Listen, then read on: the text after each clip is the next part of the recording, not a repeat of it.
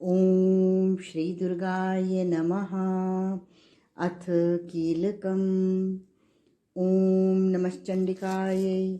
मार्कंडेय जी कहते हैं, विशुद्ध ज्ञान ही जिनका शरीर है, तीनों वेद ही जिनके तीन दिव्य नेत्र हैं, जो कल्याण प्राप्ति के हेतु हैं तथा अपने मस्तक पर अर्धचंद्र का मुकुट धारण करते हैं, उन भगवान शिव को नमस्कार है। मंत्रों का जो अभिकीलक है, अर्थात मंत्रों की सिद्धि में विघ्न उपस्थित करने वाले शाप रूपी कीलक का जो निवारण करने वाला है, उस सप्तशती स्तोत्र को संपूर्ण रूप से जानना चाहिए और जानकर उसकी उपासना करनी चाहिए। यद्यपि सप्तशती के अतिरिक्त अन्य मंत्रों के जप में भी जो निरंतर लगा रहता है, वह भी कल्याण का भागी होता है। उसके भी उच्चाटन आदि कर्म सिद्ध होते हैं तथा उसे भी समस्त दुर्लभ वस्तुओं की प्राप्ति हो जाती है। तथापि जो अन्य मंत्रों का जप न करके केवल इस सप्तशती नामक स्तोत्र से ही देवी की स्तुति करते हैं, उन्हें स्तुति मात्र से ही सच्चिदानंद स्वरूपिणी देवी सिद्ध हो जाती हैं। उन्हें अपने कार्य की सिद्धि के लिए मंत्र, औषधि तथा अन्य किसी साधन के उपयोग की आवश्यकता नहीं रहती। बिना जप के ही उनके उच्चाटन आदि समस्त आभिचारिक कर्म सिद्ध हो जाते हैं। इतना ही नहीं, उनकी संपूर्ण अभीष्ट वस्तुएं भी सिद्ध होती हैं। लोगों के मन में यह आशंका थी कि जब केवल सप्तशती की उपासना से अथवा सप्तशती को छोड़कर अन्य मंत्रों की उपासना से भी समान रूप से सब कार्य सिद्ध होते हैं, तब इनमें श्रेष्ठ कौन सा साधन है। लोगों की इस शंका को सामने रखकर भगवान शंकर ने अपने पास आए हुए जिज्ञासुओं को समझाया कि यह सप्तशती नामक संपूर्ण स्तोत्र ही सर्वश्रेष्ठ एवं कल्याणमय है। तदंतर भगवती चंडिका के सप्तशती नामक स्तोत्र को महादेव जी ने गुप्त कर दिया।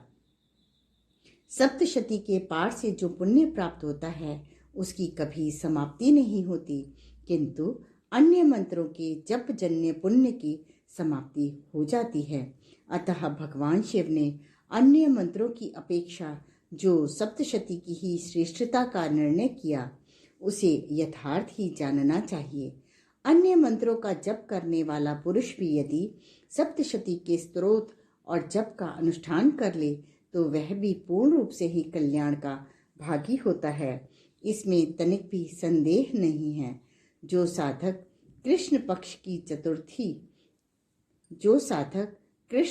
की चतुर्दशी अथवा अष्टमी को एकाग्रचित होकर भगवती की सेवा में अपना सर्वस्व समर्पित कर देता है और फिर उसे प्रसाद रूप से ग्रहण करता है, उसी पर भगवती प्रसन्न होती हैं, अन्यथा उनकी प्रसन्नता नहीं प्राप्त होती। इस प्रकार सिद्धि के प्रतिबंध रूप कीलक के द्वारा महादेव जी ने इस स्तोत्र को कीलित कर रखा है, जो पूर्वोक्त रीति से निष्कीलन करके इस सप्तशती स्तोत्र का प्रतिदिन स्पष्ट उच्चारण पूर्वक पाठ करता है, वह मनुष्य सिद्ध हो जाता है। वही देवी का पार्षद होता है, वही गंधर्व भी होता है। सर्वत्र विचरते रहने पर भी इस संसार में उसे कहीं भी भय नहीं होता। वह अपमृत्यु के वश में नहीं पड़ता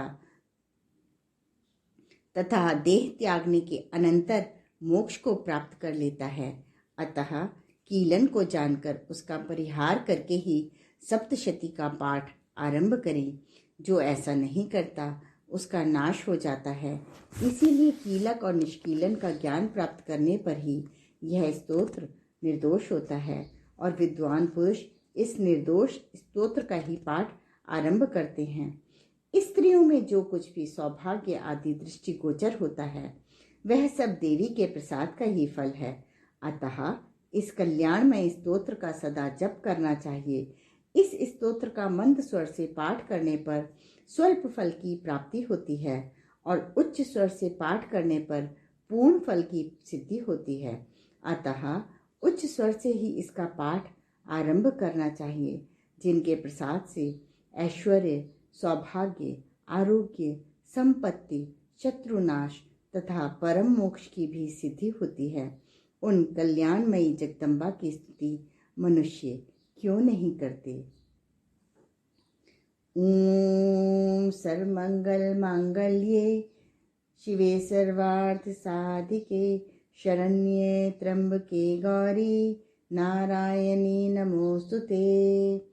इति देव्या कीलकस्तोत्रम संपूर्णम्।